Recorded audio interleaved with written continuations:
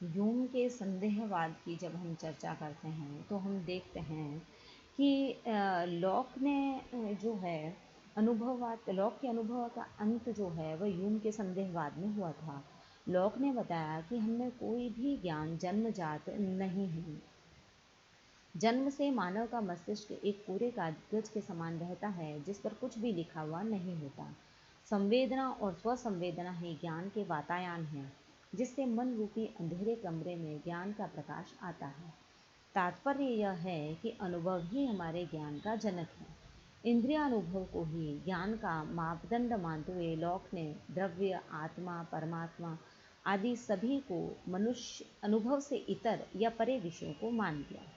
Berkeley भी अनुभववादी हैं। उनके अनुसार भी हमारा ज्ञान विज्ञानों तक सीमित है, परंतु विज्ञान के कारण स्वरूप आत्मा और परमात्मा को वे मानते हैं। ह्यूम शुद्ध अनुभववादी हैं। यदि हमारा ज्ञान इंद्रियानुभव तक ही सीमित है तो अनुभवेतर विषयों आत्मा, परमात्मा आदि की प्रामाणिकता तो संदिग्ध होगी ही। अतः संदेहवाद तो अनुभववाद का स्वाभाविक परिणाम है। ह्यूम अपने को स्वयं संदेहवादी कहा करते थे और किसी अंश में संदेहवादी थे भी। हमने पहले भी देखा है कि ह्यूम के अनुसार सार्वभौमिक अनिवार्य ज्ञान असंभव है। यदि इंद्रियानुभव ही हमारे ज्ञान का मापदंड है तो अनिवार्य ज्ञान की प्राप्ति नहीं हो सकती। इसी कारण उन्होंने कार्य कारण जैसे सार्वमान्य सिद्धांत को संभाव्य बताया, अनिवार्य नहीं। यदि हमारा ज्ञान केवल विशेषों तक ही सीमित है तो सामान्य कोरी कल्पना है।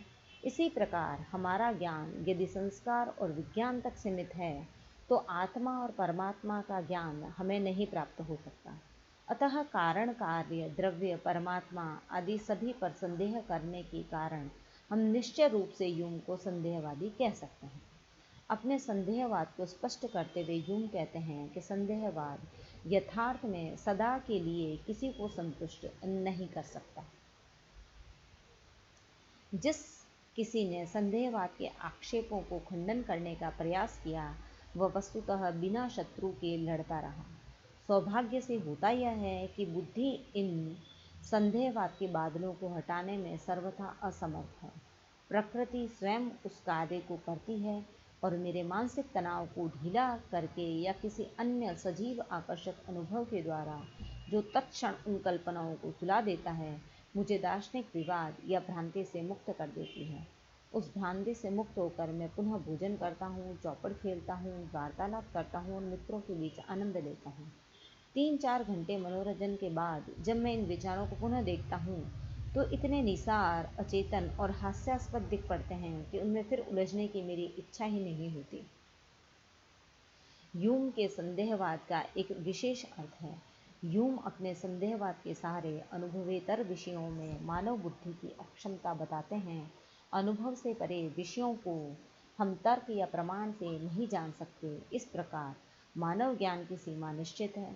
हम जानते हैं कि बुद्धिवाद ने मानव ज्ञान को दृश्य, अदृश्य, ज्ञात, अज्ञात सभी लोकों में पहुंचा दिया था। ह्यूम ने बुद्धिवाद के दावों को निस्तार बताते हुए यह सिद्ध कर दिया कि मानव ज्ञान केवल इंद्रियानुभव तक ही सीमित है। अतः ह्यूम के संदेहवाद का तात्पर्य केवल मानव बुद्धि की अनुभवेतर विषयों में अक्षमता का प्रदर्शन है। ह्यूम आस्था और विश्वास का निषेध नहीं करते। हमारा दैनिक जीवन तो विश्वास पर ही चलता है। हम विश्वास पर आधारित मान्यताओं को पूर्णतः ध्वस्त नहीं कर सकते, परंतु साथ ही साथ उनका बौद्धिक समर्थन भी नहीं किया जा सकता। ह्यूम अपने संदेहवाद के द्वारा केवल परंपरागत अंधविश्वास से समाज को मुक्त करना चाहते हैं। अतः ह्यूम के संदेहवाद का अर्थ है अनुभवेतर विषय मानव बुद्धि के परे हैं, इनकी प्रामाणिकता संदिग्ध है। अतः धर्म और तत्व मीमांसा के विषयों में वे कुछ दूर तक अवश्य संदेहवादी हैं, परंतु गणित, प्राकृतिक विज्ञान और सामाजिक विज्ञान की यथार्थता वे स्वीकार करते हैं। अतः इन विषयों में वे संदेहवादी नहीं हैं। इस प्रकार ह्यूम के संदेहवाद को हमने विस्तार से समझने की चेष्टा की।